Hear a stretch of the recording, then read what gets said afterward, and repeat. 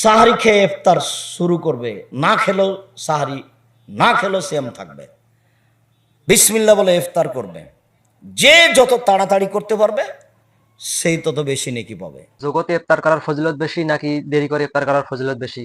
যেমন দেখা যায় আমরা আজান শেষ হওয়ার পরে কিন্তু আমরা ইফতার করি কিছু কিছু মানুষ, আর কিছু কিছু মানুষ আজান কানে পড়লে ইফতার করি।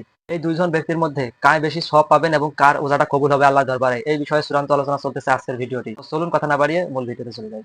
সাহারি খেয়ে ইফতার শুরু করবে, না খেলেও সাহারি, না খেলেও সিয়াম থাকবে, বিসমিল্লাহ বলে ইফতার করবে। যে যত তাড়াতাড়ি করতে পারবে সেই তত বেশি নেকি পাবে। কেউ যদি একটু দেরি করি না, সতর্কতার জন্য একটু দেরি করি, তাহলে এটা হবে ইহুদি খ্রিস্টানের নীতি। এটা ইবাদত। আমি রোজা থেকে তাকে সন্তুষ্ট করতে পারবো না, একজনের নীতি পালন করলে তাকে সন্তুষ্ট করতে পারবো, তার নাম মোহাম্মদ সাল্লাল্লাহু আলাইহি ওয়াসাল্লাম। আমি সিয়াম থেকে তাকে খুশি করতে পারি না, অসম্ভব। একজনের নীতিতে আমি তাকে সন্তুষ্ট করতে পারি, যার নাম মোহাম্মদ সাল্লাল্লাহু আলাইহি ওয়াসাল্লাম। তাড়াতাড়ি ইফতার করতে হবে। ইফতার তাজা খেজুর দিয়ে। আব্দুর রাহিব কোথায় তাজা খেজুর? শুখা খেজুর দিয়ে। শুখা খেজুর যদি না পাই তাহলে পানি। ফজিলিয়াম যতই দামি হোক ইফতারের যোগ্যতা রাখে না। আঙ্গুর যত দামি হোক ইফতারের যোগ্যতা রাখে না। বিসমিল্লাহ বলে কি মুখে দিতে হবে? তাজা খেজুর, নেই যে শুখা খেজুর, নেই যে পানি। বোঝা যায়নি? পানি মুখে দেওয়ার পরে জাহাবাজ জামা উবতালাতিল ওর সাবাতাল আরজে ইনশাআল্লাহ। ঘুমের ঘরে স্বপ্ন দোষ হলে কোনো সমস্যা নেই, কাঁচা ডালে মেশাক করলে কোনো সমস্যা নেই, পেস্ট দিতে দাঁত পরিষ্কার করলে কোনো সমস্যা নেই। আজান হয়ে যাচ্ছে তখন খাচ্ছেন, খেয়ে শেষ করেন, কোনো সমস্যা না, আজান হয়ে যাক। 20 রাকাত তারাবি পড়বেন। সাহারির জন্য আজান খাস নয়, তাহাজ্জুদ এবং সাহারি দুটা সমন্বয়ে আজান। মাইকে চিৎকার করে কোনো হামনাদ গাজাল দিয়ে কোনো মাধ্যম দিয়ে মানুষকে জাগানো যাবে না, শুধুমাত্র আজান। আর নইলে আগে মহিলারা মাচা চিরে উঠে দেখতো, ওই যে 3 তারা, ওই যে এখন ভোর রাত হয়ে আসে, ওইভাবে রান্না বান্না খাওয়া পানি করতে হবে। চিৎকার করে কাউকে ডাকানো হবে না, ঢোলাই চলবে না, এগুলো সব নাজায়েজ হারাম। ঈদের মাঠে গিয়ে চিৎকার করে বলা হবে না আসেন আসেন নামাজ শুরু হতে যাচ্ছে, বলাই অপরাধ। চেয়ারম্যান মেম্বার এমপি মন্ত্রী ঈদের মাঠে গিয়ে কথা বলতে পারবে না সলাতের আগে। সলাৎ শেষ হয়ে যাবে ইমাম সাহেব কথা বলবেন। জানাজা লাশকে সামনে রেখে কোনো কথা চলবে না। দুনিয়াতে আল্লাহ বলছেন আর বিচারের মাঠে সিয়াম বলবে, পার্থক্য বোঝা গেল না? দুনিয়াতে আল্লাহ বলছেন এই শোনাই সিয়াম থাকো, প্রতিদান আমি দেব। কেন? আমার কারণেই তো তুমি দুটো জিনিস ত্যাগ করেছ, একটা খাদ্য আর একটা প্রবৃত্তি, মন মতো চলা। আচ্ছা, সিয়ামও বিচারের মাঠে বলবে প্রতিপালক আমার একটা কথা শোনো, কি? ওকে জান্নাতে দাও। কেন? আমি দুইটা জিনিস ওকে করতে দিনি। কে বলবে এই কথা? সিয়াম। আমি ওকে দুইটা জিনিস করতে দিনি, দিনে কি করতে দাওনি? খেতে দিনি। আর একটা কি? মন মতো চলতে দিনি। মুখ বন্ধ করে ছিল, কারো গালি, কারো বদনাম করেনি। দোকানে গিয়ে বলেছে আসসালামু আলাইকুম, 1 কেজি লবণ দেন, 100 মরিচ। জি আসসালামু আলাইকুম। 2-3 জন বসেছিল, বলছে চেয়ারম্যান দুনিয়ার খারাপ, দাঁড়িয়ে আছে কিন্তু কিছু বলেনি, চুপচাপ। আর তোমার স্বভাব ঠিকই বলছিস, আসলেই খারাপ। এবার জান্নাত যান দেখি। চেয়ারম্যান আসলেই খারাপ, প্রিন্সিপাল আসলেই খারাপ, এবার জান্নাত যান দেখি। কোনো পথ নেই। রিক্সাওয়ালাকে 1 থাপ্পড় মেরেছেন, জান্নাত যান দেখি, অসম্ভব, হবে না। রিক্সাওয়ালাকে বিচারের মাঠে নেকি বুঝিয়ে দিয়ে যেতে হবে, বিচারই ভিন্ন। আর না হলে দুনিয়াতে রিক্সাওয়ালাকে খুঁজে হাত ধরে ক্ষমা নিতে হবে। জমি যার তাকে জমি ফেরত দিতে হবে। দলীয় দাপটে জমি দখল করতে হবে না, ফেরাউন ডুবে গেছে।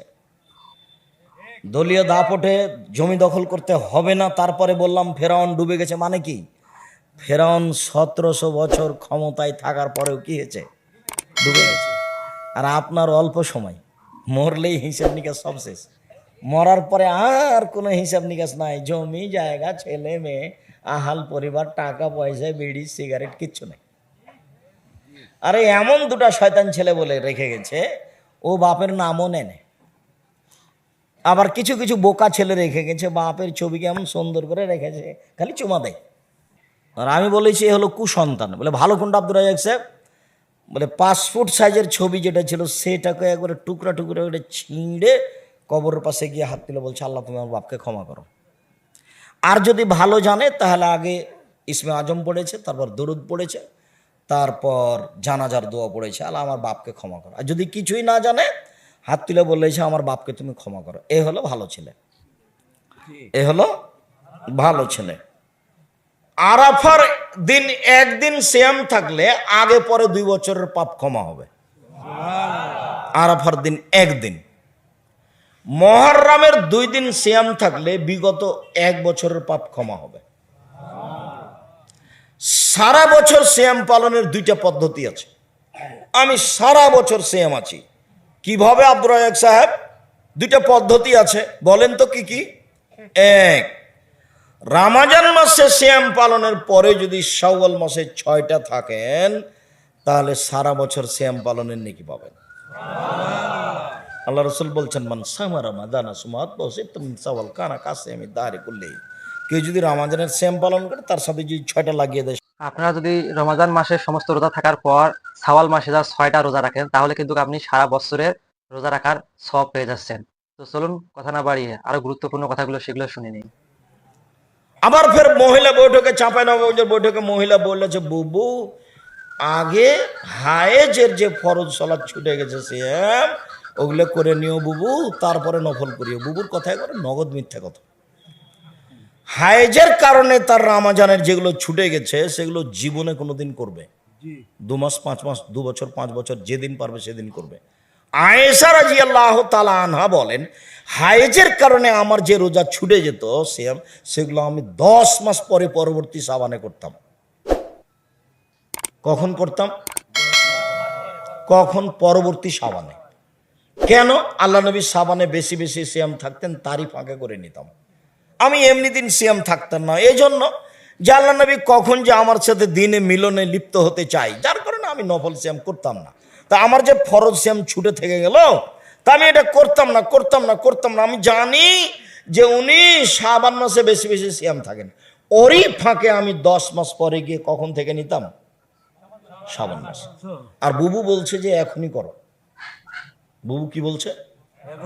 এখনই করো। বুবুর কথা মিথ্যা। শাওয়ালের 6টা থাকতে হবে, ধারাবাহিক করেন সেটাই ভালো। যেভাবে করেন শাওয়ালে 6টা করবেন, তাহলে রমজানের পরে শাওয়ালের 6টা করলে আমি নেকি পেলাম। হাদিস সহিহ, আল্লাহ নবী বলেন।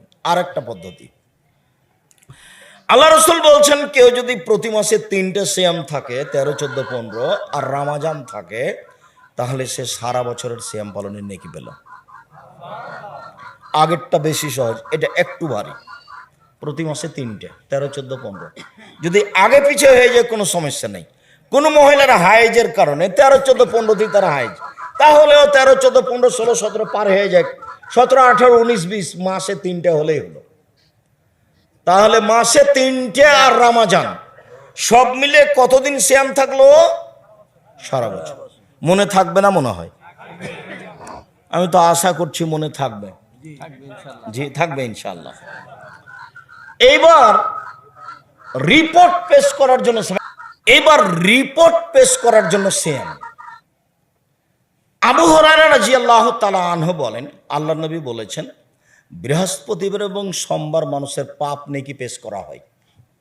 আমি মুহাম্মদ সাল্লাল্লাহু আলাইহি সাল্লাম উহি বয়র ফালে মানে সাইম, আমি ভালোবাসি যে আমার যখন রিপোর্টটা পেশ করা হবে তখন আল্লাহ দেখুক যে আমি সিয়াম আছি। দেখো তুমি আমার রিপোর্টটা সিয়াম অবস্থায় দেখো। এই জন্যই তো আমি বৃহস্পতিবার আর সোমবার সিয়াম থাকি। আমার সাপ্তাহিক রিপোর্ট দেখো, সিয়াম অবস্থায় দেখো।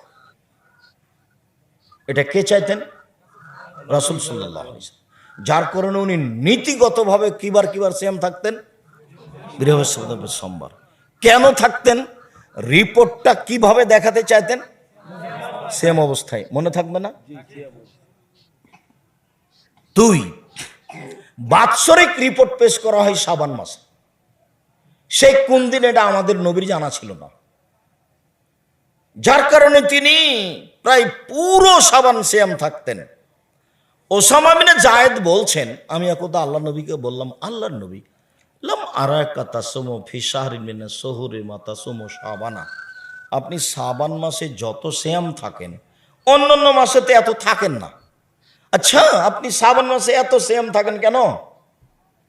এটা তো জিজ্ঞাসা। দেখেন উত্তর কি বলছেন। তখন আল্লাহ রসুল বলছেন, দেখো শাবান বাইনা রজব ও রমাজান, শাবান একটি মাস, রজব ও রমাজানের মাঝে। শাবান একটি মাস, রজব ও রমাজানের মাঝে। আরে শোনো, শাবান একটি মাস, রজব ও রমাজানের মধ্যে এক ফলো নাসানো, মানুষ তাতে গাফেল থাকে, বেখিয়াল থাকে।